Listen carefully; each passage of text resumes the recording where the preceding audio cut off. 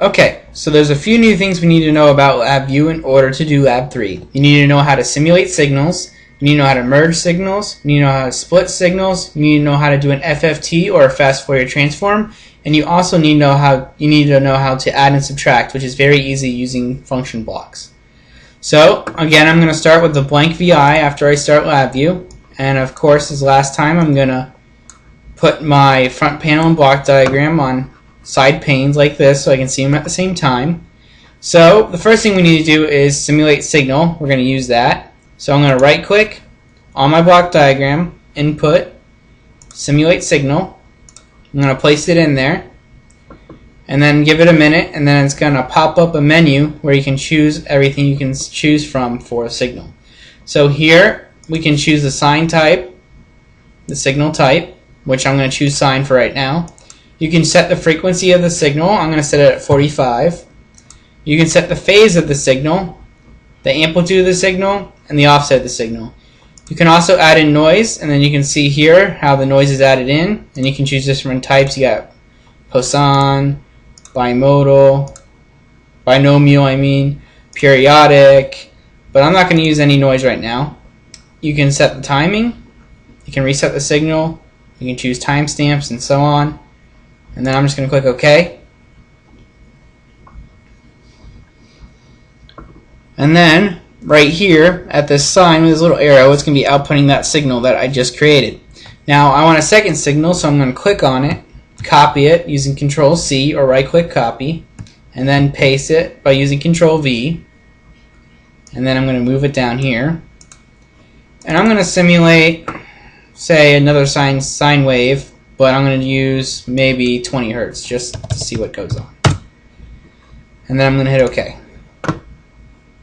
So that's how you can create and show different signals inside LabView itself without having to have a DAC or a function generator.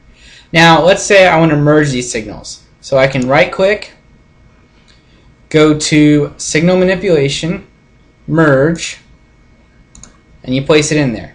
Now when you look right here, you see this arrow turns to that horizontal one that you can drag, the vertical one you can drag like a picture, and you can drag to how many you need, so you can have as many signals coming into this as you want. So what this does is basically it takes two signals and merges it into one right here. So these two signals, when I place them here, and right here if I connect something, it's going to show both signals in one. So if I select the sine one first, that first sine one, and the second sine one, now this signal output is going to be both those signals in one. So if I right click and create graphic indicator, and I just ran it really quick, this is what I get. The white one is signal 1, which is this top one, and the red one signal 2, which is this bottom one. Now, you may have signals that are one or together in one, and you may need to use them individually. So this one is merging them, so it's taking two signals into one or three signals into one wire. So this wire will hold as many signals as you want. But say you have this wire right here and it's got more than one signal in it, and you would like to take that signal out. So what you can do is you can use the function called split signal, which is the exact opposite of merge.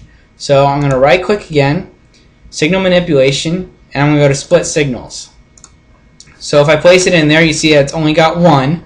So you can again highlight your place your cursor over that middle there until it turns to the arrows up and down, and you can drag it to as many as you want. And as you can see, it does the exact opposite. So I'm going to go here and click on this, because this is the two signals that I have right here in this wire, which represents these two signals in this one wire. But now I want to do the opposite. I want to take the two signals in this wire and I want to make them separate. So I know only I have two signals, so I'm going to decrease it down to two signals. And then just to show you what happens when you separate them, this one's going to be signal 1 on the top, and the second one's signal 2 on the bottom. So if you connected this to a graph here, you would get this white signal by itself. And then if you connected this bottom one to a graph here, you would see the red signal by itself. So that's how you can split and merge signals in LabView. Now, in order to do the FFT, or the fast Fourier transform, we have to use a block in here, and it's called the spectoral block. To find that block, you right click, signal analysis, and then you go to spectoral, and then you place it in.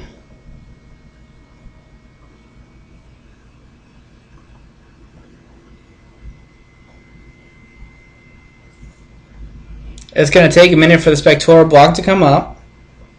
Once it does, you see it right here, and then there's also going to be a dialog box that pops up, shown here. So the proper settings to use this as an FFT, this spectral block as an FFT, is magnitude peak in parentheses and result linear. This will give you the proper magnitude of the amplitude of your signal and the proper frequency of your signal. The frequency is always going to be correct, but if I select decibel, it's going to be giving you the amplitude of the signal in decibels rather than linear. And then power spectrum and power spectral density are going to be different. But just use this magnitude peak and linear, and it'll give you the proper amplitude output. Hit OK.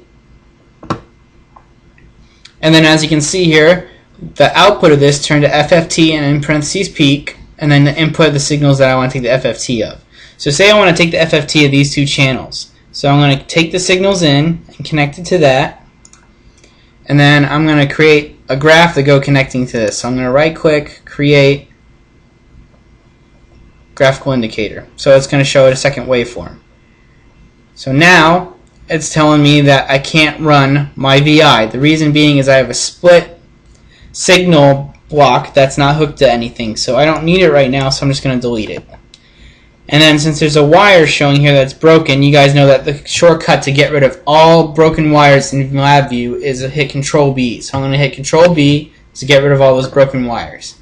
Now you can see that my run arrow is no longer broken anymore, but shows the run. So I'm going to click run just to show you what happens.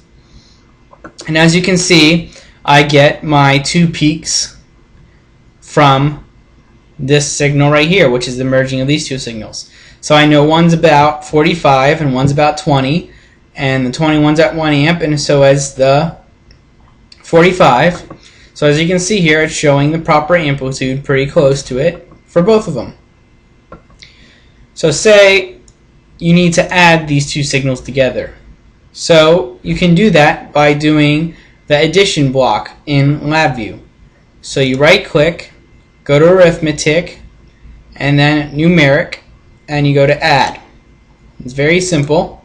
So over here is the first two that the two functions you want to add together, and now here's the resultant. So I'm going to take the first one, and then I'm going to take the second one, and it's going to add them together, and I want to see the addition of the two. So I'm going to right click and create a graph indicator again so I can see down here what it's going to look like. So I'm going to hit run one more time, and then it's going to run it, and then it'll show the addition. So here's the addition of this sine wave and this sine wave. So now if you wanted to do subtraction, you would do the same thing. So what I'm going to do is I'm going to delete my +1, and I'm going to put in a subtraction instead. So I'm going to highlight it and delete it. Then I'm going to right click, go to arithmetic again, numeric, and subtract. Now for subtraction, keep in mind the top one minus the bottom one. That's how it's calculated. So this top one minus the bottom one. So I'm going to take my first signal and subtract the second signal from it. And then this wire got all messed up, so I can go ahead and move it so that it looks a little neater. And I have a little bit of broken wires here, so I'm going to hit Control B, and then I'm going to connect it to my graph again so that I can see the results. Hit run again, and now I can see the subtraction of the two, and it's shown right here in waveform 3.